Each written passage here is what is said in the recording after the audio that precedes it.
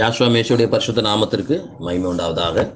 வாசித்த வசனத்திலிருந்து நாம் ஒரு செய்தியை நாம் தியானிப்போம். உன்னத பாட்டின் புத்தகம் 4ஆம் அதிகாரம் 12ஆம் வசனம் நாம் வாசித்தோம். என் சகோதரியே, என் மனவாளியே, நீர் அடைக்கப்பட்ட தோட்டமும் மறைவு கட்டப்பட்ட நீரூற்றும் முத்திரிக்கப்பட்ட கிணறுமாயிருக்கிறார். ஆண்டவர் ஒரு தோட்டத்தை குறித்து சொல்லப்பட்டது போல இருந்தாலும் அது மனவாட்டிக்கு கொடுக்கக்கூடிய ஒரு காரியமாயிருக்கிறது. அதாவது ஒரு அடைக்கப்பட்ட சூழ்நிலையிலே எந்த விதமான பலன் நமக்கு கிடைக்கும்? ஒரு தோட்டத்தை சும்மா அடைக்க மாட்டாங்க. ஒரு தோட்டம் அடைத்து பாதுகாக்கப்படுகிறது என்றால் அது எந்த அளவுக்கு அது பலன் தருமோ அதை நம்பிதான் அந்த தோட்டத்தை வைத்திருக்க அந்த தோட்டத்தின் உரிமையாளர் என்ன செய்வார்? அதை அடைத்து பாதுகாப்பார். அப்படிப்பட்ட ஒரு சூழ்நிலை, ஒரு அடைக்கப்பட்ட சூழ்நிலையிலே எப்படி அந்த தோட்டம் அதிக பலனை கொடுக்கிறது? அவன் எதிர்பார்த்திருக்கிற பலன் அதிலிருந்து கிடைக்கும். ஏனென்றால் அந்த தோட்டத்துக்குள்ள யாரும் உள்ளே புகுந்து அதை சேதப்படுத்தவோ மற்ற எந்த ஒரு காரியமும் செய்ய முடியாது. நீங்கள் வேதத்தை நாம் எடுத்து பார்க்கிற பொழுது முதல் குடும்பத்திற்கு தேவன் வார்த்தையை தான் தன்னுடைய வார்த்தையை வேலியாக வைத்திருந்தார். அந்த வேலையை உடைத்து கொண்டு யாரும் என்ன செய்ய முடியாது? உள்ளே போக முடியாது. வார்த்தை என்கிற வேலியினாலே அந்த முதல் குடும்பத்தை ஆண்டவர் பாதுகாத்தார். நாமெல்லாம் அதை உடைச்சிட்டு போகிற வரைக்கும் பிரச்சனை எங்கேயும் என்ன செய்யறதில்லை, நமக்கு கண்டிப்பாக வராது. சாசு சர்ப்பத்தின் மூலமாக முதல் குடும்பத்திட்ட பேசின பொழுது அவர்கள் அந்த புது வியாக்கியானத்திற்கு அந்த சத்தத்திற்கு செவி கொடுத்து அவர்கள் தான் வேலையை விட்டு என்ன செஞ்சார்கள்? தாண்டி போனார்கள். அந்த வேலைக்குள் இருக்க வரைக்கும் அது வெளியேறப்பெற்ற ஒரு இடமா இருந்தது. அவர்களும் வெளியேறப்பெற்றவர்கள். வார்த்தை அதை காட்டிலும் வெளியேறப்பெற்றது. அந்த வார்த்தை அவர்களை பாதுகாத்தது. எது வரைக்கும் நாம் வார்த்தை என்கிற அந்த வேலியை விட்டு நம்ம வெளியே வரலையோ அது வரைக்கும் நாம் பாதுகாக்கப்பட்டவர்களாக இருக்கிறோம். எந்த சூழ்நிலை அப்படிதான். ஒரு தோட்டத்துக்கு எப்படி அது வேலி பாதுகாக்கப்பட்டிருக்கிறதோ அதே போல மனுஷனாகிய நமக்கு வார்த்தை என்கிற வேலியைத்தான் தேவன் பாதுகாப்பாக வைத்திருக்கிறார். ஏனென்றால் நீங்களும் நானும் தேவனுக்கு முன்பாக எப்படிப்பட்டவங்களா இருக்கோம்? விலையேற பெற்றவர்கள். ரொம்ப சாதாரண விஷயம் நீங்கள் நினைக்காதீங்க. தேவன் தன்னுடைய பிள்ளைகளை எந்த அளவுக்கு பாதுகாக்கிறார் என்பதை நாம் என்ன செய்யணும்? வேதத்திலிருந்து நாம் பார்க்க போகிறோம். அதாவது தேவன் ஒரு கூட்ட ஜனங்களோடு ஆண்டவர் தொடர்பு கொண்டார். ஆபிரகாம் நிமித்தம் நாம் பார்க்கிறோம். தன்னுடைய சொந்த ஜனங்கள் மத்தியிலே, தான் நேசித்த ஜனங்கள் மத்தியிலே அவர் போக்கும் வருத்தமாக இருந்தார். நமக்கு நல்லா தெரியும். ஆதியாகமம் 15 அந்த ஜனங்களை குறித்து ஆண்டவர் ஆபிரகாம் இடத்திலே தீர்க்க தரிசனமாய் சொல்லியிருந்தார். இந்த ஜனங்கள் அந்நிய தேசத்திலே பரதேசிகளாயிருந்து அந்த தேசத்தாரை சேவிப்பார்கள் என்று, அவர்களால் 400 வருஷம் உபத்திரப்படுவாள் என்றும் நீ நிச்சயமாய் அறிய கடவாய் என்று இஸ்ரவேல் ஜனங்களை குறித்து சொன்னார். ஆதியாகமம் 15 13 14 வசனங்களை நாம் என்ன செய்கிறோம்? வாசிக்கிறோம். அப்படி சொல்லுகிற பொழுது அவர் சொன்னார், இவர்கள் சேவிக்கும் ஜாதிகளை நான் நியாயத்திருப்பேன், பின்பு மிகுந்த பொருள்களோடு அவர்கள் புறப்பட்டு வருவார்கள் என்று ஆண்டவர் அந்த ஜனங்களை குறித்து வாக்குரைத்திருந்தார். அதன் பிரகாரமே இஸ்ரவேல் ஜனங்களை எகிப்திலிருந்து என்ன செஞ்சார்? அழைத்து கொண்டு வந்தார். நம்ம கடந்த நாட்களிலே இதை குறித்து நாம் தியானித்தோம். அவர்கள் ஒவ்வொரு பாளையமாக அவர்கள் கடந்து வந்தார்கள். அந்த இடத்துல எல்லாம் தேவன் என்ன விதமான அற்புதங்களையும் அடையாளங்களையும் அவர்களுக்கு செய்தார் என்பதை குறித்தெல்லாம் நாம் தியானித்தோம். இப்போ அந்த ஒரு காரியத்திலிருந்து மறுபடியும் ஒரே ஒரு பகுதியை மட்டும் நாம் என்ன செய்ய போகிறோம்? தியானிக்க போகிறோம். இஸ்ரவேல் ஜனங்கள் மத்தியிலே தேவன் எப்படி அவர்களை பாதுகாத்தார், அவர்களுக்கு விரோதமாக ஒரு சூழ்நிலை வருகிற பொழுது அந்த சூழ்நிலையிலிருந்து அவர்கள் எப்படி காத்தார் என்பதை தியானிக்கும்படியாக நாம் கடந்து வருகிறோம். ஒரு வசனத்தை நாம் வாசிக்க போகிறோம். யாத்திராகமத்தின் புத்தகம் 13ஆம் அதிகாரம் 20வது வசனத்திலிருந்து நாம் ஒரு சில வசனங்களை நாம் வாசிக்க கேட்கிறோம். அவர்கள் சுக்கோத்திலிருந்து பிரயாணப்பட்டு வனாந்தரத்தின் ஓரமாய் ஏத்தாமிலே பாளையம் இறங்கினார்கள். அவர்கள் இரவும் பகலும் வழிநடக்க கூடும்படிக்கு யாவாகிய தேவன் பகலில் அவர்களை வழிநடத்த மேக ஸ்தம்பத்திலும் இரவில் அவர்களுக்கு வெளிச்சம் காட்ட அக்கினி ஸ்தம்பத்திலும் அவர்களுக்கு முன் சென்றார். பகலிலே மேகஸ்தம்பமும் இரவிலே அக்கினி ஸ்தம்பமும் அவரிடத்திலிருந்து விலகி போகவில்லை என்று வேதம் சொல்லுகிறது. ஏத்தாம் அப்படிங்கிற ஒரு வார்த்தை நாம் பார்க்கிறோம். அந்த இடத்திற்கு பெயர், வனாந்தரத்தில் இருக்கக்கூடிய ஒரு இடத்திற்கு பெயர் தான் ஏத்தாம் என்று சொல்லப்பட்டிருக்கிறது. அதாவது அவர்கள் சுக்கோத் என்கிற ஒரு இடத்திலிருந்து ஏத்தாம் என்கிற ஒரு இடத்துல வரைக்கும் பிரயாணப்பட்டு அங்கே பாளையம் இறங்கி இருந்தார்கள் என்று வேதம் சொல்லுகிறது. அந்த ஏத்தாம் என்கிற அந்த எபிரேய சொல்லுக்கு ஒரு அடைபட்ட ஸ்தலம் என்கிற அர்த்தம். நீங்கள் நல்லா கவனிச்சு பார்த்தீங்கன்னா அவங்கள் புறப்பட்டு வருகிற பொழுது கிட்டத்தட்ட புருஷரும் ஸ்திரீகளும் மட்டும் 6,00,000 பேர் இருந்தாங்கன்னு வேதம் சொல்லுகிறது. அப்போ அவர்களோட கூட சேர்ந்த அடிமைகள், அடிமை பெண்கள், கூட இருக்கின்ற அடிமையாக இருந்தவர்கள் எல்லாம் சேர்த்து கிட்டத்தட்ட 20 லட்சம் பேர் வந்து கணக்கிடப்படுகிறார்கள். ஏனென்றால் 10,00,000 என்ற விதத்தில் அவர்கள் கானானுக்குள்ளே நுழைந்தார்கள். அவர்கள் புறப்பட்ட அந்த ஜனங்கள் மத்தியில் 2 பேர் மாத்திரம் என்ன செஞ்சாங்களாம், உள்ளே நுழைந்தார்கள் என்று நாம் பார்க்கிறோம். இந்த கண்பான தேவனுடைய பிள்ளைகளே, அது ஒரு பரந்த இடமாக இருக்கிறது. அந்த வனாந்தரம் ஏறக்குறைய அந்த வனாந்தரத்தினுடைய பகுதி, அந்த வனாந்தரத்தினுடைய எதிர்ப்புறத்தில் தான் அதை தாண்டுகிற பொழுது செங்கடல் அவர்களை மறிக்கக்கூடிய ஒரு சூழ்நிலை அந்த இடத்துல இருந்தது. அவர்கள் 2 பக்கமும் சீனாய் மலையினுடைய பகுதி, ஒரு பக்கம் அந்த மலையினுடைய ஒரு சரிவும் ஒரு பிரிவுமாக, இடது பக்கத்தில் இன்னொரு பிரிவுமாக அந்த மலை அரணை போல இருக்கிறது. அதன் நடுவில் தான் நாம் வாசிக்கிற அந்த ஏத்தாம் என்கிற அந்த இடம் அமைந்திருக்கிறது. அப்போ 2 பக்கமும் அடைக்கப்பட்டிருக்கிறது, எதிராக செங்கடல் இருக்கிறது. ஏறக்குறைய 3 பக்கமே என்ன செய்யப்பட்டாயிற்று, அடைக்கப்பட்டிருக்கிறார்கள். அவர்கள் எகிப்திலிருந்து வந்து கொண்டிருக்கிறார்கள். இப்போ இவங்க ஒரு வேளை திரும்பி போகணும்னு நினைச்சா பின்னாடி யார் வந்துட்டு இருக்கிறா, எகிப்தியர்கள் துரத்தி கொண்டு வருகிறார்கள். அப்போ எப்படிப்பட்ட சூழ்நிலை இருக்கும் பாருங்க. அவர்களுக்கு நிச்சயமாகவே அது எப்படிப்பட்ட நேரமாக இருந்தது, ஒரு அடைக்கப்பட்ட ஒரு நேரமாக இருந்துச்சு. பின்னாடி அவங்க திரும்பி வர முடியாது. எகிப்தியர் என்ன செய்கிறாங்க, படைகளோடு அவர்களை துரத்தி கொண்டு வந்து கொண்டிருக்கிறார்கள். ஏறக்குறைய அவங்களுக்கு எல்லாம் அடைக்கப்பட்ட சூழ்நிலை. பார்வோன் இங்கேருந்து அந்த சூழ்நிலையை பார்க்குறான், அங்கேருந்து பார்க்குறான். பார்த்தா அவங்க ஏதோ வனாந்தரத்தில் மாட்டிக்கிட்டது போல தான் தெரியுது. அப்படியே அவன் சொல்கிறான். அந்த யாத்திராகமம் 14ஆம் அதிகாரத்தில் 3வது வசனத்தை நான் வாசிக்கும்போது அங்கே அவன் சொல்கிறான் பாருங்க. அப்பொழுது பார்வோன் இஸ்ரவேல் புத்திரரை குறித்து அவர்கள் தேசத்திலே திகைத்து திரிகிறார்கள், வனாந்தரம் அவர்களை அடைத்து போட்டது என்று சொல்லுவான். என்ன செஞ்சான், வனாந்தரம் அவனை என்ன செஞ்சு போச்சான், அடைத்து போட்டதான். எந்த பக்கமும் திரும்ப முடியாது. இந்த பக்கம் செங்குத்தான சீனாய் மலையுடைய பாறைகள், எதிர்ப்புறத்தில் செங்கடல், பின்பக்கம் எகிப்தியர்களுடைய வருகை, துரத்தி கொண்டு வராங்க. சும்மா இல்லை, இருப்பு ரதங்களோடு இவர்களை மறுபடியும் என்ன செய்யணும், ஒன்று அழைத்து கொண்டு போகணும், இல்லை இவர்களை போரிட்டு என்ன செய்யணும், அடிமைகளாக கொண்டு போகணும். இப்படி நிறைய கனவுகளோடு வந்துட்டு இருக்கிறான். இந்த கண்மான தேவனுடைய பிள்ளைகளே, எல்லா பக்கமும் இப்போ அடைக்கப்பட்டிருக்கிறது. இதே போல் நம்முடைய வாழ்க்கையிலும் இந்த மாதிரியான சூழ்நிலைகள் நமக்கு உண்டாயிருக்கலாம். சிலருக்கு பார்த்தீங்கன்னா அவர்களுக்கு என்ன இருந்துச்சு, இந்த பக்கம் மலை, அந்த பக்கம் கடல். இது இயற்கையின் மூலமாக ஒரு அடைப்பு, பின்பக்கம் மனிதர்கள் மூலமாக வரக்கூடிய தடை. இதே போல ஒவ்வொரு மனுஷனுடைய வாழ்க்கையிலும் நிறைய இருந்திருக்கலாம், இன்னைக்கு கூட இருந்துட்டு இருக்கலாம், அது நமக்கு தெரியாது. ஏன் இதை சொல்கிறேன் அப்படின்னா, இயற்கையின் மூலமாக என்ன நமக்கு தடை வரும். நல்ல விவசாயம் பண்ணிட்டு இருப்போம், சில பேருக்கு என்ன கிடைக்காது, மழையே பெஞ்சிருக்காது. சொல்லுவாங்க, மழை பெய்யலை, விவசாயங்கள் நடக்கலை, அதனால் எனக்கு விளைச்சல் இல்லை, அதனால் பலன் கிடைக்கல, குடும்பம் என்ன செஞ்சிருக்கு, இப்போ கஷ்டப்பட்டு கொண்டு எத்தனை பேருடைய வாழ்க்கையில் நடந்திருக்கு இல்லையா. இன்னொரு பக்கம் மனிதர்கள் மூலமாக என்னை முன்னேற விடாமல் தடுக்கிற மனிதர்கள், எனக்கு விரோதமாய் பேசுகிறவர்கள், என்னுடைய வாழ்க்கையிலே உதவி செய்கிறது போல நடித்து எனக்கு விரோதமாய் வருகிறவர்கள், இப்படி அநேக ஜனங்களுடைய வாழ்க்கையிலே எந்த பக்கமும் திரும்பினாலும் ஒரு அடைக்கப்பட்ட சூழ்நிலை. ஒன்றை மட்டும் நீங்கள் ஞாபகத்தில் வச்சுக்கோங்க. ஒரு சிலருக்கு இயற்கையின் மூலமாக பிரச்சனை வரலாம், அல்லது மனிதர்கள் மூலமாக ஒருவர் எனக்கு விரோதமாய் வருகிறார் என்று நினைக்கக்கூடும். நீ நல்லா கவனிச்சு பார்த்தீங்கன்னா, இந்த அடைக்கப்பட்ட சூழ்நிலையில் 4 பக்கமும் க்ளோஸ் ஆயிடுச்சு, அடைக்கப்பட்டாயிடுச்சு. இப்போ நீங்கள் நோக்கி பார்க்க வேண்டிய ஒரே ஒரு இடம் மட்டும் இருக்கிறது. எங்கே நோக்கி பார்க்கணும் தெரியுமா? உங்கள் தலைகளை உயர்த்தி வானத்தை நோக்கி அண்ணாத பாருங்கள். அல்லேலூயா. வேதம் எனக்கு அன்பானவர்களை, வேதம் அருமையாக சொல்லுகிறது. உங்களுக்கு 4 பக்கம் அடைக்கப்பட்டிருக்குதா, நீ கவலைப்படாதப்பா. திறக்கப்பட்ட ஒரே ஒரு பாதை உனக்கு முன்பாக இருக்கிறது, அது பரலோகமாக இருக்கிறது. உன் தலையை உயர்த்தி வானத்தை நோக்கி பார், அது உனக்கு எந்நாளும் திறந்திருக்கும். அங்கே இருந்து தேவன் உனக்கு பலன் அளிக்கிறவராக இருக்கிறார். அல்லேலூயா. எனக்கு அன்பான தேவனுடைய பிள்ளைகளை, எந்த நாட்களிலும் நீங்கள் இந்த செய்தியை நீங்கள் மறந்துடாதீங்க, உங்கள் மனசில் வச்சுக்கொள்ளுங்க. நீங்கள் பார்க்க வேண்டியது மனிதர்களை அல்ல, நீங்கள் பார்க்க வேண்டியதல்ல உங்களை சுற்றி இருக்கிற ஜனங்களை அல்ல, வானத்தை நோக்கி பாருங்கள். பவுல் சொல்லுகிறார், அங்கே இருந்து நம்முடைய இரட்சகராகிய யாஸ்வா மேசியா வருவதற்கு எதிர்பார்த்து கொண்டிருக்கிறோம் என்று பவுல் அப்போஸ்தலன் சொல்லுகிறார். எனக்கு அன்பான தேவனுடைய பிள்ளைகளே, உங்களுடைய எதிர்பார்ப்பு அதுவாகத்தான் இருக்க வேண்டும்.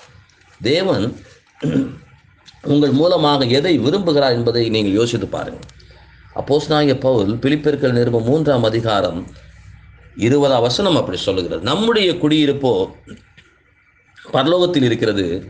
அங்கே இருந்து யாவா இருக்கிற யாஸ்வா மேஷா என்னும் இரட்சகர் வர நான் என்ன செய்கிறேன், எதிர்பார்த்து கொண்டிருக்கிறேன் என்று ஆண்டவர் சொல்லுகிறார். அப்போ நம்முடைய இரட்சகர் வருவதற்கு எதிர்பார்த்து கொண்டிருக்கணும். உங்களுடைய கண்கள் எப்பொழுது எதை நோக்கி பார்த்துருக்கணும்? வானத்தை நோக்கி பார்த்துட்டு இருக்கணும். ஏன் இதை சொல்கிறேன் அப்படின்னா, அன்றைய நாட்களிலே எகிப்தை நீங்கள் நினச்சி பார்த்தீங்கன்னா ஒரு மிகப்பெரிய வல்லரசான நாடு. அதை எதிர்த்துக்கிட்டு யாரும் என்ன செய்ய முடியாது, நிற்க முடியாது. அவ்வளவு பலம் வாய்ந்த ஒரு நாடு. அந்த நாட்டை எதிர்த்து யாரும் எதுவும் செய்ய முடியாது. உள்ளே போய் நம்ம அவர்களுக்கு விரோதமாய் போராடி அதுலேருந்து நம்ம என்ன செய்ய முடியாது, அவர்களை திரும்பி வர முடியாது, ஜெயிக்க முடியாது. இப்படி இருக்கக்கூடிய ஒரு சூழ்நிலை கிட்டத்தட்ட 4 விதமான இடங்களும் 4 திசைகளுமே என்ன செய்யப்பட்டுச்சு, அவர்களுக்கு அடைக்கப்பட்டிருந்துச்சு. ஆனால் திறக்கப்பட்ட ஒரே ஒரு இடம் மட்டும், இவங்க தலையை உயர்த்தி பார்த்தா போதும், வானத்தை நோக்கி மேல் பகுதி மேலே மட்டும்தான் என்ன செய்யுது, இவங்களுக்கு திறக்கப்பட்ட இடமா இருக்கிறது. இந்த நேரத்தில் தான் ஆண்டவர் உதவி எங்க அனுப்பினார் தெரியுமா? பரலோகத்திலிருந்து அனுப்பினார். அந்த வேதம் சொல்லுகிறது, அந்த அவர்கள் இரவும் பகலும் வழிநடக்க கூடும்படிக்கு யாவே பகலிலே அவர்களை வழிநடத்த மேக ஸ்தம்பத்திலும் இரவில் அவர்களுக்கு வெளிச்சம் காட்ட அக்கினி ஸ்தம்பத்திலும் அவர்களுக்கு முன் சென்றார். அல்லேலூயா. வேதம் சொல்லுகிறது பாருங்க. இந்த இடத்துல தான் நான் பார்க்கிறோம், முதல் விசை இங்குதான் மேக ஸ்தம்பம் காட்சி கொடுத்ததாக இங்கே வேதம் சொல்லுகிறது. அவங்க மேலே பார்க்க துவங்கிய உடனே நடந்த காரியம் என்ன தெரியுமா? மேலிருந்து அவர்களை வழிநடத்துவதற்கு ஒத்தாசை இறங்கி வந்தது. அது பகலிலே மேகஸ்தம்பமாகவும் இரவிலே அக்னி ஸ்தம்பமாகவும் இறங்கி வந்தது. எனக்கு அன்பானவர்களே, அல்லேலூயா, அல்லேலூயா. எனக்கு அன்பான தேவனுடைய பிள்ளைகளே, ஆண்டவர் சொல்லுகிறார் ஒரு அருமையான காரியம் இங்கே இருக்குது. நம்ம என்ன நினைக்கிறோம் தெரியுங்களா? ஒரு மேகஸ்தம்பம் அது ஒரு தூணை போல நமக்கு சில இடங்கள்ல படங்கள்ல காட்டிட்டாங்க. அதனால நம்ம என்ன செய்யணும், ஒரு தூண் போல இருக்கும் நம்ம நினைச்சிட்டு இருக்கோம். ஆக்சுவலா அப்படி இல்லை. அதை தாவீது அந்த சங்கீதத்தில் எழுதும் போது அவர் சொல்றாரு தெரியுமா, அவர் அந்த மேகத்தை அவருடைய மறைவுக்காக விரித்தான்னு எழுதப்பட்டிருக்கு. அப்ப இங்கேருந்து பார்த்தா இந்த கிட்டத்தட்ட ஸ்திரீலும் புருஷனும் மட்டும் 6 லட்சம் பேர், ஏறக்குறைய 20 லட்சம் பேர் போறாங்க. அவங்க யாரும் பின்னாடி துரத்திட்டு வர எகிப்தியுடைய கண்களுக்கு தெரியல. அப்படின்னா என்ன இருக்கு, அது மறைக்க ஒரு திரையை மறைச்சி உள்ள இருக்க பொருள் எப்படி தெரியாம இருக்குமோ அதே போல ஆண்டவர் செய்திருக்கிறார்.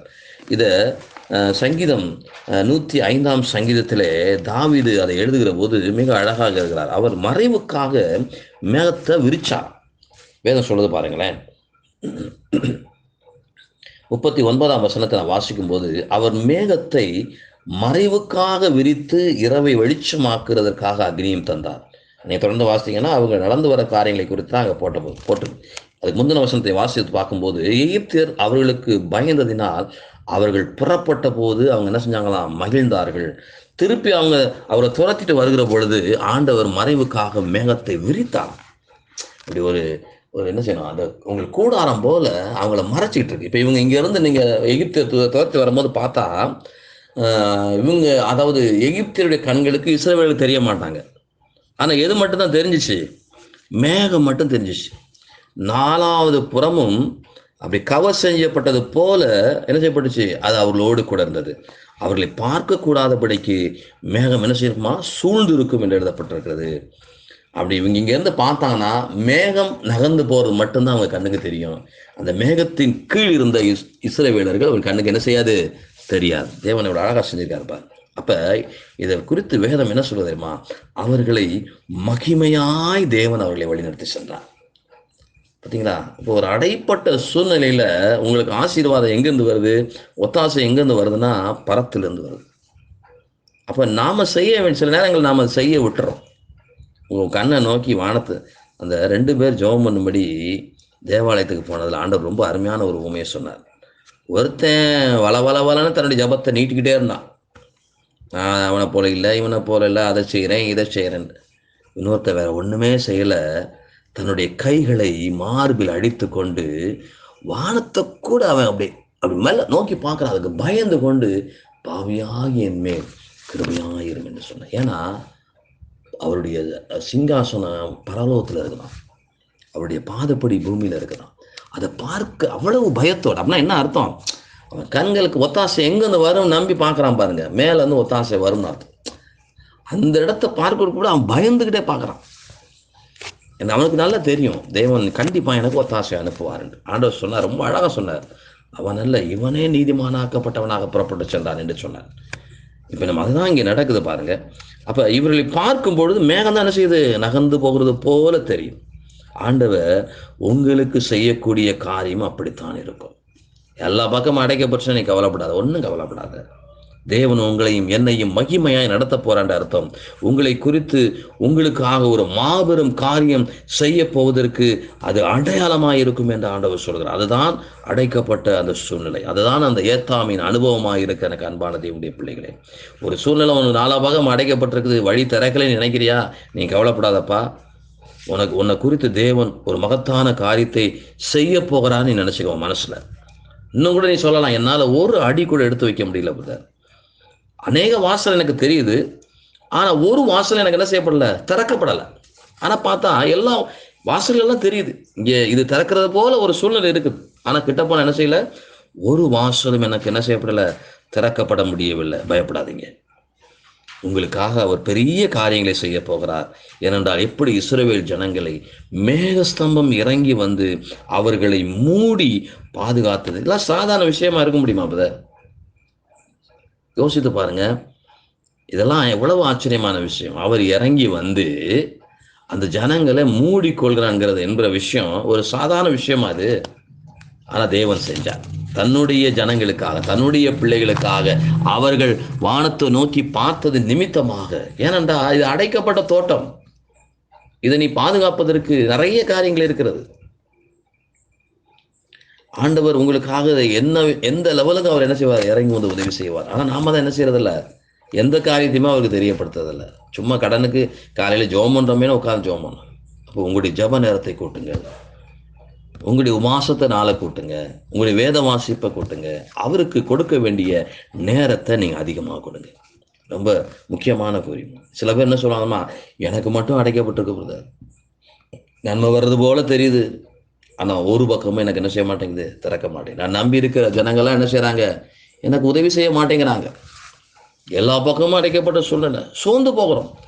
அதனால் நான் சோர்ந்து போகிறேன். என்னுடைய விசுவாசமே என்ன செய்யுது? என்னை விசுவாசத்தோடு நான் வழி நடந்து போக விடாதபடிக்கு என்ன செய்தது? என்னை அந்த விசுவாசத்தை அதை அசைக்குது. அதனால் நான் என்ன செய்கிறேன்? சோர்ந்து போயிருக்கிறேன். ஆண்டவர் சொல்றாரு, கவலைப்படாதப்பா, உங்களுக்கு ஆசீர்வாதம் வரப்போகுதுன்னு அர்த்தம். அதனால தான் உனக்கு எல்லா பக்கமும் அடைக்கப்பட்டது போல சூழ்நிலை இருக்குது. ஏன்னா இதுக்கு ஆதாரம் நமக்கு வேதத்தில் இருக்குது. வேதத்தில் இருக்க ஆதாரம் தான் நமக்கு தேவை. இஸ்ரவேல் ஜனங்களோடு அவர் எந்த அளவுக்கு இடைப்பட்டார். இதில் நீ என்ன ஒரு பெரிய விஷயம் தெரியுங்களா? அவர் தன்னுடைய வார்த்தையை, அதை தான் சொன்னேன், எந்த சூழ்நிலையும் அவர் மாற்றலை. அவர் இந்த மேகஸ்தம்பம் எது வரைக்கும் இருந்துச்சு தெரியுமா? அந்த தேசத்தில் அவங்க கானான் தேசத்திற்குள்ள கால் வைத்த போது யோசுவா அந்த எரிகோவுடைய சாக வெளியில வந்து நின்றார். நின்ற உடனே ஏதோ வித்தியாசமா இருக்குதே அப்படின்னு சொல்லி மேலே பார்க்குறாரு. அது வரைக்கும் வந்த அந்த மேகஸ்தம்பம் அவளோடு கூட இல்லை. ஒரு சம்பவம் யோசுவாவுடைய புத்தகம் 5ஆம் அதிகாரத்தில் 13ஆம் வசனத்தை நான் வாசிக்கும் போது, நீங்கள் தொடர்ந்து நீங்கள் வாசித்து பார்த்தீங்கன்னா, ஆண்டவர் ஏற்கனவே சொன்ன வார்த்தையை நிறைவேற்றார். அந்த தேசத்தில் நீங்கள் கால் வச்ச உடனே மண்ணா பெய்கிறது நின்று போயிடும் அப்படின்னார். அதே போல் நீங்கள் அதுக்கு முந்தின வசனங்களை நீங்கள் எடுத்து படித்து பார்த்தீங்கன்னா, மண்ணா நின்று போச்சு. அவங்க அந்த தேசத்துக்குள்ளே உள்ளே புகுந்து என்ன செய்வாங்க? தேசத்தினுடைய தானியத்தினால புளிப்பில்லாத அப்பங்களையும் என்ன செஞ்சாங்க? சுட்ட கதிர்களையும் புசிச்சாங்கன்னு சொல்லப்பட்டிருக்குது. இப்போ இந்த சூழ்நிலை தான் அந்த வசனத்தை நீங்கள் வாசிக்கும் போது 5ஆம் அதிகாரம் 13ஆம் வசனத்தில், பின்னும் யோசுவா எரிகோவின் வெளியிலிருந்து தன் கண்களை ஏறெடுத்து பார்க்குறான்.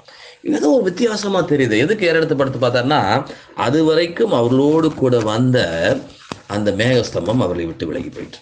அல்லேலூயா. தான் சொன்ன வார்த்தையை நிறைவேற்றுவதற்காக தேவன் அவர்களோடையே பிரயாணப்படுறாங்க. எவ்வளவு நல்ல தேவன் பாருங்களேன். பவுல் அதை குறித்து சொல்கிற போது சொல்றாரு, அந்த ஜனங்களோடு கூட நடந்தவர் யாருன்னா யாவாகிய தேவன் எழுதுறார். ஞான கண்மலையின் தண்ணீரை குடித்தார்கள் இல்லையா? ஞான போஜனத்தை புசித்தார்கள். அவர்களோடு கூட சென்ற ஞான கண்மலை கிறிஸ்துவே, மேசியா அப்படின்னு எழுதுறார். அவர் கூட அருமையான தேவன் பாருங்க. அவர் தான் சொன்ன வார்த்தையை ஒருபோதும் என்ன செய்யல? நிறைவேற்றாமல் இருந்ததில்லை. அவங்களுக்கு செஞ்சானா நமக்கு செய்ய மாட்டாரா? உங்களுடைய விசுவாசத்தை முதல்ல நீங்கள் என்ன செய்யுங்க, தூக்கி பிடிங்க, உயர்த்தி பிடிங்க உங்கள் விசுவாசத்தை.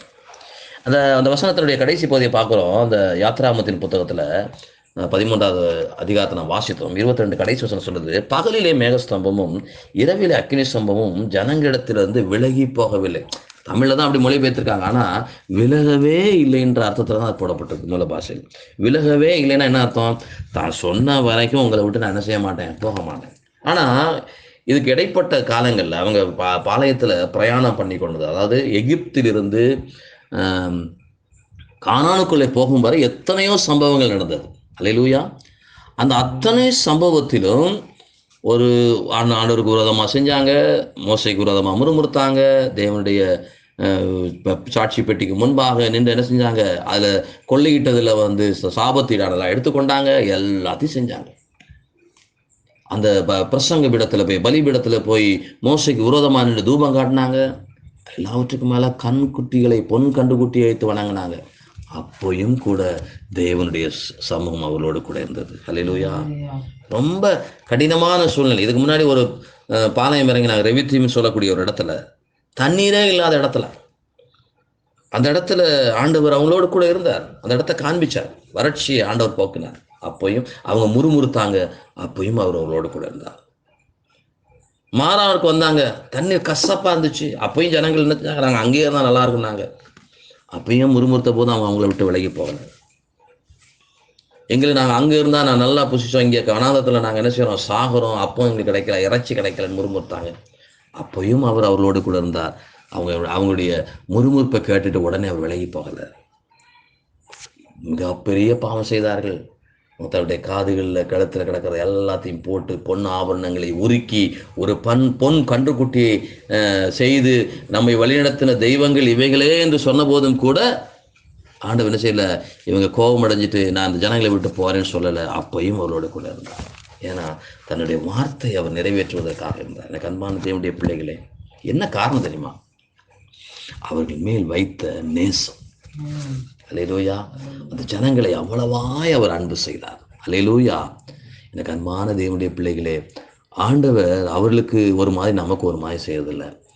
இனி யாரெல்லாம் அவரை விசுவாசிக்கிறோமோ அவர்களை எல்லாம் அவர் நேசிக்கிறார். அல்லேலூயா. எனக்கு அன்பான தேவனுடைய பிள்ளைகளே, வேதம் சொல்லுகிறது தேவன் அவ்வளவு நல்லவராக இருக்கிறார். அதனால் நம்ம பாடணும் கொஞ்சம் நேரத்துக்கு முன்ன, மேகஸ்தம்பம் மேலே இருந்து நம்மளை பாதுகாக்குதுன்னு. ரொம்ப அருமையான ஒரு காரியம். அப்போ இன்றைக்கும் அதே நீங்கள் நினைக்கலாம், வனாந்தரத்தில் இருந்தாங்க அவங்களோட கூட அந்த மேகஸ்தம்பம் போச்சு பார்த்தாங்க. அந்த எகிப்தில் இருக்கும்போது அந்த ஜனங்களோடு இல்லை, வனாந்தரத்தில் பிரயாணப்படும் போது அவங்களை பாதுகாப்பதற்காகவே ஆண்டவர் கொண்டு போனார். அவங்க நெருக்கத்தில் இருந்தாங்க, அடைக்கப்பட்ட சூழ்நிலையில் இருந்தாங்க. அந்த நிலையில் இருந்தபோது தான் அந்த மேகஸ்தம்பம் இறங்கி வந்துச்சு. அதெல்லாம் கரெக்ட் தான். இன்னைக்கு எங்களுக்கு நாங்கள் எப்படி அதை உணர்ந்து கொள்வது? வேதம் சொல்றது பாருங்க இல்லையா? அதாவது இதில் ஒரு காரியத்தை நம்ம முதல்ல புரிந்து கொள்ளணும். அவர்கள் அடைக்கப்பட்ட சூழ்நிலையில் இருந்தபோது அவங்களுக்கு விரோதமாக வந்த எகிப்தியர்கள் பார்க்கும்படியாக அந்த மேகஸ்தம்பம் இறங்கிச்சு. நல்லா கவனிக்கணும். உங்களுக்கு விரோதமாக யாரெல்லாம் வருகிறார்களோ, அல்ல உங்களுக்கு விரோதமாக யாரெல்லாம் பேசுகிறார்களோ, எந்த சூழ்நிலையாக இருந்தாலும், அதாவது எதிரிகளுடைய கண்கள் பார்க்க இந்த சம்பவம் நடக்குது. அதான் ரொம்ப முக்கியமான விஷயம். யாரு இந்த ஜனங்களை துரத்தி விட்டாங்களோ அவர்களே இவளுக்கு விரோதமாய் வருகிற போது அவர்கள் கண்கள் பார்க்கும்படியாக தேவன் இந்த அற்புதத்தை செய்கிறார்.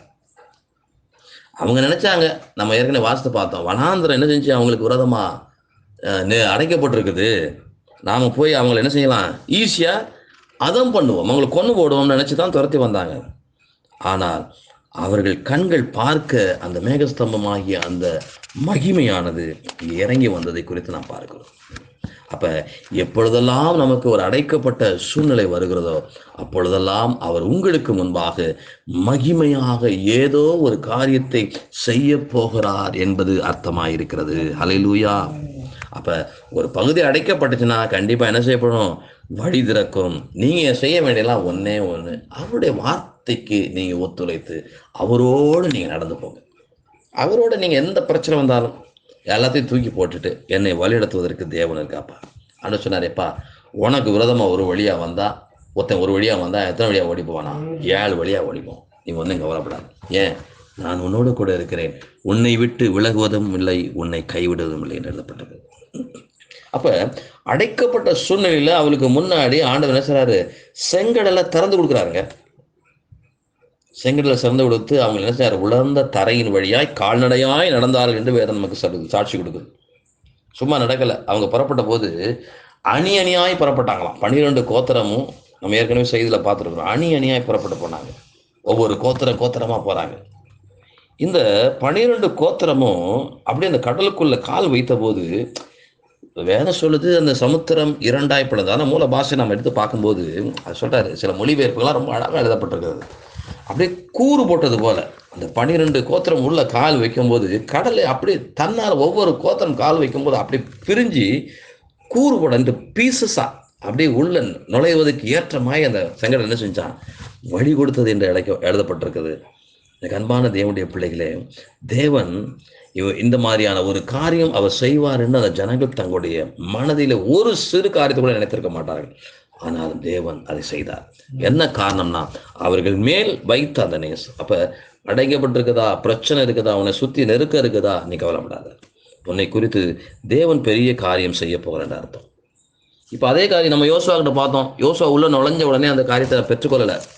யோசுவாவுடைய புத்தகத்தை நீங்க எடுத்து பாருங்க. அங்கே உள்ள நுழைஞ்ச உடனே வாப்பா யோசுவாவா வந்து இந்த பட்டணத்தை எடுத்துக்கன்னு யாரும் கொடுக்கல. யோசுவாவுக்கு முன்பாக வேதம் சொல்லுகிறது, எரிகோ அடைக்கப்பட்டதாக இருந்தது என்று வேதம் சொல்லுது. யோசுவாவுடைய புத்தகத்தில் 6ஆம் அதிகாரம் 1 வசனத்தை நீங்கள் வாசிக்கிற பொழுது வேதம் சொல்கிறது, எரிகோ இஸ்ரவேல் புத்திரருக்கு முன்பாக அடைக்கப்பட்டிருந்தது, ஒருவரும் வெளியே போகவும் இல்லை, ஒருவரும் உள்ளே வரவும் இல்லை என்று வேதம் சொல்லுகிறது. இப்போ உள்ள வந்துட்டாங்க, எல்லாம் கால்நடையாக நடந்து இப்போ என்ன செஞ்சாங்க, கானானுடைய ஒரு புறமாக இருக்கிற மெயினான ஒரு என்ட்ரன்ஸ் மிகப்பெரிய பட்டணமாக எரிகோவில் வந்தாச்சு. இப்போ எரிகோவை பார்த்தோம் அப்படின்னா அது என்ன செய்யப்பட்டுச்சு, உங்களுக்கு அடைக்கப்பட்டிருந்துச்சு. உடனே அடைக்கப்பட்டுச்சு ஆண்டவர் கொடுத்தாரா? இல்லை, மகிமையாக ஒரு காரியத்தை செஞ்சார். எந்த பட்டணம் அடைக்கப்பட்டிருந்ததோ அந்த பட்டணம் தானாக இடிந்து விழும்படியாக ஆண்டவர் செய்தார். வெறும் துதித்தலுடைய சத்தத்திலே 7 முறை அவர்கள் சுற்றி வந்து 7வது முறை 7 முறையாக 7 தடவை அவர்கள் ஆண்டவரை நோக்கி எக்கால சத்தத்தோடு முழக்கமிட்டு ஆண்டவரை ஸ்தோத்தரித்த போது என்ன செஞ்ச, அந்த மிகப்பெரிய அரணான கோட்டை அப்படியே இடிந்து விடுது. தேவன் மகிமை. அதுக்கு அடைக்கப்பட்டுச்சு நினைச்சு கவலைப்படலை. அவங்க ஆண்டவருக்கு வார்த்தைக்காக காத்திருந்தாங்க. அந்த வார்த்தை நிறைவு பண்ணும்போது அந்த கோட்டை, அடைக்கப்பட்டிருந்த கோட்டை என்ன செஞ்சு அவங்களுக்கு வழி கொடுத்தது. அவர்கள் நின்ற இடத்திலே ஏறி அப்படியே உள்ளே பிரவேசித்தார்கள் என்று பார்க்கிறோம். எனக்கு அன்பான தேவனுடைய பிள்ளைகள், எந்த ஒரு அடைப்பும் எந்த ஒரு நெருக்கத்தை குறித்து நீங்கள் கவலைப்படாதீங்க. உங்களுக்கு பிரச்சனையே இல்லைன்ற சூழ்நிலை வருதா, நீ கவலைப்படாதப்பா. உனக்கு ஒரு மேலான வழியை வச்சிருக்கிறார். அதே மனசுல போட்டு நீ என்ன செய்யாத, நினைக்காத. ஆண்டவர் செய்யக்கூடிய காரியங்கள் அதிசயமாக இருக்கும். இதெல்லாம் நடக்குமா என்று நம்புவதற்கு ஏதுவில்லாததாக இருக்கும். அப்படிப்பட்ட காரியங்களை தேவன் செய்வார். இன்னொரு அடைக்கப்பட்ட ஒரு காரியத்தை நான் உங்கள் வாழ்க்கையில் சொல்கிறேன். நமக்கு ஒரு மிகப்பெரிய தீர்க்கதரிசி, சாமுவேலுடைய தீர்க்கதரிசி கிடைத்த போது சும்மா சாதாரணமாக கிடைக்கல அந்த காரியம். அந்த சாமி இந்த உலகத்திலே வெளிப்படுவதற்கு முன்பதாக அவருடைய தாயாகிய அன்னாளுடைய வாழ்க்கையை நீங்கள் எடுத்து படித்து பாருங்களேன். அங்கே வேதம் ஒரு காரியத்தை சொல்கிறது. 1 சாமுடைய புத்தகத்தில் 1 அதிகாரத்தில் ஒரு சில வசனங்களை நாம் வாசிக்கிற பொழுது அங்கே வேதம் சொல்கிறது 2ஆம் வசனத்திலிருந்து, அங்கே அன்னாளுடைய புருஷனை குறித்தும் எல்கானா என்கிற தேவனுடைய மனுஷனை குறித்தும் அப்படியே சொல்லிட்டு வருது. அவனுக்கு 2 மனைவிகள் இருந்தார்கள். ஒருத்தி பெயர் அன்னாள், மற்றவள் பெயர் பெனினாள். பெனினாளுக்கு பிள்ளைகள் இருந்தார்கள், அன்னாளுக்கோ பிள்ளை இல்லை. இப்போ பெனினாளுடைய பிள்ளைகளை பற்றி வேதம் அங்கே நிறைய சொன்ன மாதிரி தெரியல. ஆனால் அன்னாளுடைய பிள்ளை மட்டும் வேதம் சொல்லுது. ஆனால் பிள்ளை வருவதற்கு முன்பதாக அவள் தேவனுக்கு பிரியமாக இருக்கிற ஒரு மகளாக இருந்தாள். அதனால தான் தேவாலயத்தில் போய் ஒவ்வொரு நாளும் தன்னுடைய விண்ணப்பத்தை ஆண்டவருக்கு தெரியப்படுத்திக்கிட்டே இருந்தாள். அன்னாள் என்கிற அந்த பெயருடைய எபிரேய பாஷைக்கு என்ன அர்த்தம்னா தயவு பெற்றவள். பெனினாள் என்கிற அந்த எபிரேய பாஷைக்கு மிக விலையேற பெற்ற ஒரு கல் அப்படின்னு அர்த்தம். பெனினாள் ஜனங்களுடைய பார்வையிலே, மற்றவங்களுடைய பார்வையிலே அவர்கள் பிள்ளை இருக்கிறதுனால, ஒரு ஆசீர்வாதம் இருக்கிறதுனால மற்றவங்களுடைய பார்வையிலே விலையேறப்பெற்றவளா தெரிந்தார். ஆனால் அன்னாள் மற்றவருடைய பார்வையிலே விலையேறப்பட்டவளா தெரியல, தேவனுடைய பார்வையிலே அவள் தயவு பெற்றவளா இருந்தாள். அல்லேலூயா. உங்களுக்கு தெரியுமா, இஸ்ரவேலில் மிகப்பெரிய சாபம் ஒன்று இருந்துச்சுன்னா பிள்ளைகள்ன்றதான் சாபம். 2ஆவதான் வைக்கிற ஆராதனை அது இதெல்லாம் செய்யலாம். ஆனால் அவங்க சாபமாக நினைக்கிறது எதுன்னா, ஒரு பெண்ணுக்கு குழந்தை இல்லை அப்படின்னா அது மிகப்பெரிய சாபமாக பார்க்குறாங்க. வேணா பாவம் செய்தாலோ, ஏன் இந்த காரியம் செய்யவில்லை, இப்படியெல்லாம் பேசுவார்கள். மனிதர்கள் பார்வையில் அது அவ்வளவு விசேஷமான காரியம் அல்ல. ஆனால் அன்னாளை குறித்து வேதம் சொல்கிற போதை பார்க்கும்போது அங்கே தொடர்ந்து நீங்கள் வாசித்து பார்த்தீங்கன்னா, தொடர்ந்து நீங்கள் அந்த அதிகாரம் முழுவதும் வாசித்து பாருங்கள். நம்ம 6ஆம் வசனம் சொல்லுது, அன்னாளை சிநேகித்தபடினால், அவனுடைய புருஷனாகிய எல்கானா அன்னாளை சிநேகித்தபடினால் அவளுக்கு இரட்டிப்பான பங்கு கொடுப்பானாம். எல்லா ஆசீர்வாதத்திலும் பலியிட போகிறப்பெல்லாம் அந்த காரியங்களை எடுத்து தன் மனைவி ஆகிய பெயினாளுக்கும் அவன் எல்லா குமாருக்கும் குமார்த்தியும் பங்கு போட்டு கொடுப்பான். ஆனால் அன்னாளுக்கு மட்டும் எத்தனை பங்கு கொடுப்பானா? 2 பங்கு கொடுப்பான் ஆசீர்வாதம். ஏன்னா அவன் தன் மனைவியை நேசித்திருந்தான். அது மாத்திரமல்ல, அங்கே வேதம் சொல்லுகிறது, யாவோ அவள் கற்பத்தை அடைத்திருந்தால். இங்கே ஒரு அடைப்பை பார்க்கணும். தேவன் தான் இந்த காரியத்தை செஞ்சிருக்கிறார். ஒரு கற்பம், ஒரு குழந்தை வரலைன்னா நீ கவலைப்படாத, நீ ஆண்டவர் நோக்கி பார்த்துக்கிட்டே இரு. அவள் அதை குறித்து என்ன செஞ்சா? தன்னுடைய விண்ணப்பத்தை தேவ சமூகத்தில் வந்து முறையிட்டு கொண்டே இருந்தாள். அவள் தேவனிடத்தில் தெரியப்படுத்தி கொண்டே இருந்தாள். இதனுடைய ரிசல்ட் என்னவா இருந்துச்சு? அவளுடைய கற்பம் அடைக்கப்பட்டிருந்தது. அடைக்கப்பட்ட பின் வரக்கூடிய மகிமை அவளுக்கும் வந்தது. உங்களுக்கு தெரியுமா, ஏலியுடைய நாட்களிலே தேவனுடைய வார்த்தை இல்லையா, அபூர்வமா இருந்துச்சுன்னு சொல்லி வேதம் சாட்சி கொடுக்குது. நாட்களிலே தேவனுடைய வார்த்தை இல்லைன்னு சொல்லி 1 சாமுவேல் புத்தகம் 3ஆம் அதிகாரத்தை நீங்கள் முதல் வசனத்தை வாசிக்கும் பொழுது, சாமுவேல் என்னும் பிள்ளையாண்டான் ஏலிக்கு முன்பாக யாவைக்கு பணிவிடை செய்து கொண்டிருக்கையில் அந்நாட்களிலே யாவுடைய வசனம் அபூர்வமாயிருந்தது, பிரத்யட்சணமான தரிசனமும் இருந்ததில்லை. ஏலிக்கே தேவனுடைய வார்த்தை கிடைக்கலன்னு சொல்லி வேதம் சொல்ல, அபூர்வமா இருந்துச்சான். நல்லா கவனிங்க, இது சாமுவேல் பிறந்ததுக்கு பின்னாடி நடந்த சம்பவம். அப்படிப்பட்ட நாட்களிலே தேவன் அன்னாளுக்கு அவள் அடைப்பை ஆண்டவர் என்ன செஞ்சார்? அவள் கர்ப்பத்தை அடைத்திருந்ததை ஆண்டவர் மாற்றி ஒட்டுமொத்த இஸ்ரவேலுக்கும், அதே அதிகார வேதம் என்ன சொல்ல தெரியுமா? சாமுவேல் யாவுடைய தீர்க்கதரிசி தான் என்று தான் முதல் பெயர்சபா மட்டுமல்ல சகல இஸ்ரவேலுக்கும் விளங்கினது. ஒட்டுமொத்த இஸ்ரவேலுக்கும் தான் முதல் பெயர்சபா வரைக்கும் இவர் தான் தீர்க்கதரிசின்னு சொல்லக்கூடிய காரியம் வரும்படியாக தேவன் அன்னாளை நினைவு கூர்ந்து ஒரு குழந்தையை கொடுத்தார். அல்லேலூயா! எனக்கு அன்பான தேவனுடைய பிள்ளைகள், தேவன் எவ்வளவு நல்லவர் பாருங்க.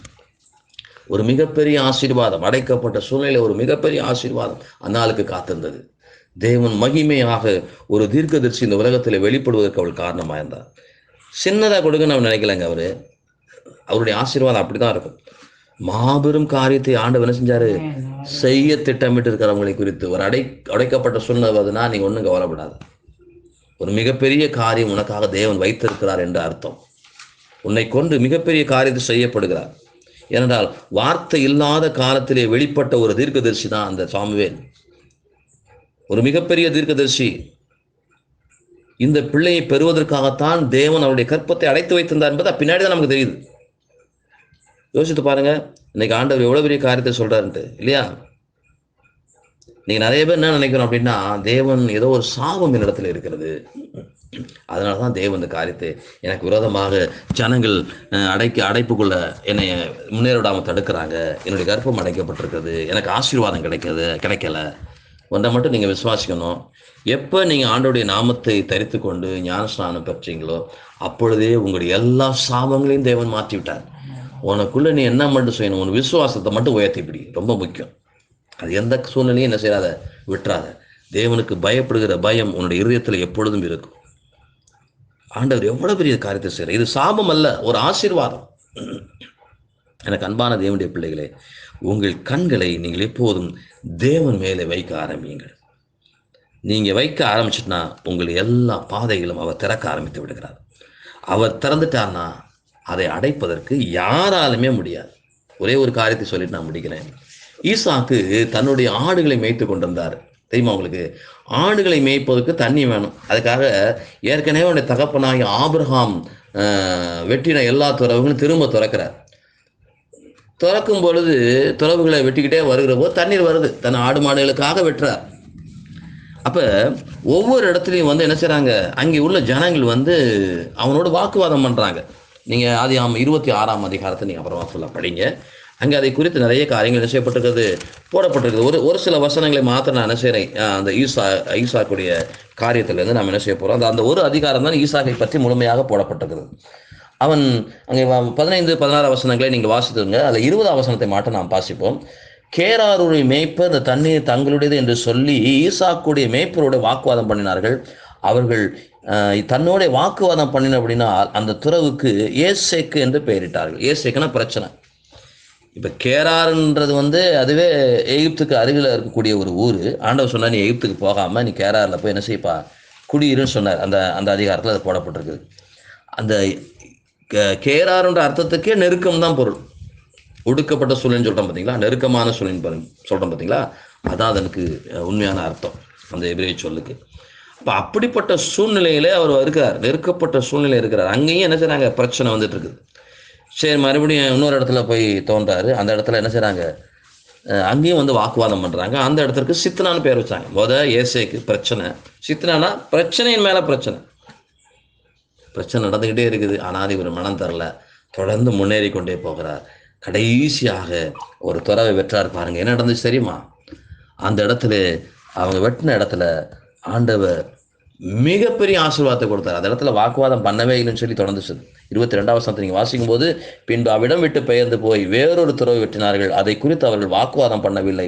அப்பொழுது அவன், நாம் தேசத்தில் பழுகும்படிக்கு இப்பொழுது யாவே நமக்கு இடம் உண்டாக்கினார் என்று சொல்லி அதற்கு ரெஹபோத் என்று பெயரிட்டார். ரெஹபோத் அப்படின்னா அங்கே வேணா சொல்லுதான், ஒரு வழி உண்டாக்கினார். அதாவது மாபெரும் விசாலமான ஒரு இடத்தை கொடுத்தார் என்று அர்த்தம். இதுவரைக்கும் ஆடுகளுக்கு மட்டும்தான் தண்ணீர் கிடச்சிருந்த இடத்துல தண்ணீர் அந்த இடத்துல ரெஹபோத்தில் பெருக்கடைக்க ஆரம்பிச்சிச்சு. நீங்கள் தொடர்ந்து நீங்கள் வாசித்து பார்த்தீங்கன்னா அந்த அதிகாரத்தில் தான் அதற்கு பின்பு தான் ஈசாக்கு என்ன செய்றாரு, அந்த தண்ணீரை வைத்து மிகப்பெரு விவசாயம் பண்ணுறாரு. முதல்ல சொல்கிறார் ஆண்டவர், ஈசாக்கு தேசத்தை விதைத்தால் அது 100 மடங்கு பலன். இந்த ரெஹபோத்தில் கிடைக்கப்பட்ட அந்த தண்ணீரில் இருந்து ஏற்க விசாலமான ஒரு வழியை தேவன் உண்டாக்குறது நிமித்தமாக அங்கே மிகப்பெரும் விளைச்சல் விவசாயமும் செய்ய ஆரம்பிச்சார் அவர். அப்போ நெருக்கத்தை குறித்து நீ கவலைப்படாதீங்க. யாருக்கு நெருக்கம் வருதா, பிரச்சனை வருதா, நீ ஆண்டவருடைய நாமத்தை மையப்படுத்து. உன்னை குறித்து ஆண்டவர் வைத்திருக்கிற திட்டத்தை நிறைவேற்றப் போகிறார், மகிமையாக அந்த காரியங்களை செய்ய போகிறார் என்ற அர்த்தம். பாருங்க, மோசே எந்த ராஜாவுக்கு பயந்துட்டு, எகிப்தின் ராஜா தன்னை வெற்றி போடுவான் என்று பயந்துட்டு வந்துட்டு சீனாய் மலையில் ஆடுகளை மேய்த்து கொண்டு வந்தார். அந்த மலை தேசங்களில் ஆடுகளை மேய்த்து கொண்டு வந்தார். கிட்டத்தட்ட 40 வருடங்கள் அங்கே செஞ்சுட்டு இருந்தார். ஆனால் ஆண்டவர் மோசேக்கு தரிசனமானார். எந்த ஜனங்களுக்காக பயந்து, எந்த ராஜாவுக்காக பயந்து இங்கே வந்தாரோ, சீனாய் அப்படிங்கிற அந்த அர்த்தத்துக்கு என்ன அர்த்தம் தெரியுமா உங்களுக்கு? பகை அப்படின்ற அர்த்தம் நினைக்கிறேன். பகை, சீனாய்ங்கிறதுக்கு பகை. அந்த ராஜா அவனை பகைக்கிறான் இல்லையா? யாத்ராமத்தின் புத்தகத்தில் 19ஆம் அதிகாரம் 20வது வசனத்தை நீங்கள் வாசிக்கும் பொழுது, எந்த எகிப்தின் ராஜா அவனை பகைச்சானோ அந்த கண்கள், அதாவது இந்த பகையை வெல்லும் விதமாக ஆண்டவர் சொன்னார், எப்பா நீ சீனாய் மலையை மிதித்து என்கிட்ட வா, ஏறி வா அப்படின்றார். அப்படின்னா என்ன அர்த்தம் தெரியுமா? வாசிக்க அந்த வசனத்தை, வேதம் சொல்றது பாருங்களேன். யாத்திராகம் 19ஆம் அதிகாரத்தில் 20ஆம் வசனம், யாவே சீனாய் மலையில் கொடுமுடியில் இறங்கின போது யாவே மோசே மலையின் கொடுமுடியில் வரவழைத்தார், மோசே ஏறி போனான். எந்த பகை அவனுக்கு முன்னாடி நின்றுச்சோ இப்போ அந்த பகை மோசையின் காலு கீழே நிற்குது. அந்த சீனாயை மிதித்து கொண்டு, அதாவது பகையை ஜெயித்தவனாக மேலே ஏறி போகிறான். ஆண்டவர் கொடுமுடிங்கிறது இந்த பீக், மலையினுடைய உச்சி. ஆக எகிப்தவனை பகைச்சிச்சு, இவன் அந்த அடிவாரத்தில் ஆடு மேய்ச்சி கொண்டிருந்தாரு. இது என்னை பகைக்கிறதுன்னு சொல்லி மழையை பார்த்து எத்தனையோ நாள் ஆண்டவர்கிட்ட முறையிட்டிருக்கலாம். ஆனால் ஆண்டவர் எந்த கண் அவனை பகைத்ததோ அந்த பகையை அவன் கால் கீழே ஆண்டவர் கொண்டு போட்டான். அல்லேலூயா. இன்றைக்கும் அதே காரியம் தாங்க. நீங்கள் எதை குறித்து நீங்கள் கவலைப்படாதீங்க. எந்த எகிப்து மோசையை பகைத்ததோ அத்தனையும் ஆண்டவர் அவனுடைய காலின் கீழ் கொண்டு வந்தார். இன்னைக்கு அதே காரியத்தை, பகையை வென்று மேலே செல்லும்படியான ஒரு மிகப்பெரிய ஆசீர்வாதத்தை ஆண்டவர் மோசைக்கு கொடுத்தார். அப்போ இன்னைக்கு ஒரு அழைக்கப்பட்ட சூழ்நிலை எனக்கு விரோதமாக வந்திருக்குன்னு நீங்கள் இந்த நேரத்தில் நினச்சிருந்தீங்கன்னா, நீங்கள் செய்ய வேண்டியதெல்லாம் ஒன்றே ஒன்று, உங்களுடைய கண்களை வானத்திற்கு ஏறெடுத்து பார்த்து, ஆண்டவரே என்னுடைய எல்லா அடைக்கப்பட்ட வழிகளும் திறக்கப்படுவதற்கு நான் உம்மை நம்பியிருக்கிறேன். இஸ்ரவேல் ஜனங்கள் மத்தியிலே மகிமையாய் நீர் மேகஸ்தம்பத்தில் இறங்கினது உண்மையானால் எனக்கும் நீர் இறங்குவீர் என்று நான் விசுவாசிக்கிறேன் என்று ஆண்டவரோட கரத்தில் நீங்கள் ஒப்புக்கொடுங்க. நிச்சயமாக ஆண்டவர் உங்களை வைத்திருக்கிறதான திட்டத்தை உங்கள் மூலமாகவே ஆண்டவர் நிறைவேற்றுவார். நீங்கள் கவலைப்படாத, எல்லாவற்றையும் அவரிடத்தை தெரியப்படுத்துங்க. ஒத்தாசை நமக்கு பரத்திலிருந்து வரும். ஆண்டவர் உங்களை ஆசீர்வதிப்பாராக.